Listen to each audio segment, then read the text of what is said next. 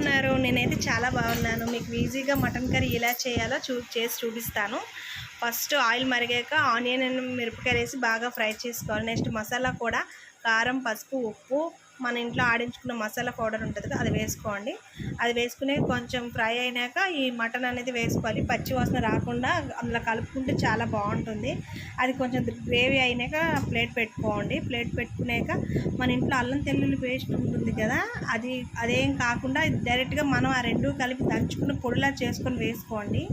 వేసుకుంటే మాత్రం చాలా బాగుంటుంది. నెక్స్ట్ మటన్కి ఎక్కువగా వాటర్ వేయాలి. మటన్ పీస్ ఎంత ఉడికితే ఎంత మెత్తగా ఉంటే అంత టేస్ట్ కూడా చాలా బాగుంటుంది. మనం ఆడించే దంచిన అల్లం తెల్లుల్లి పేస్ట్ వేసుకోండి. తర్వాత వాటర్ దానికి తగ్గట్టుగా ఎక్కువగా వేయాలి.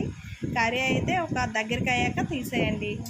సబ్స్క్రైబ్ చేసుకోవడం మాత్రం మర్చిపోకండి. బాయ్ అండి. సబ్స్క్రైబ్ చేసుకోండి.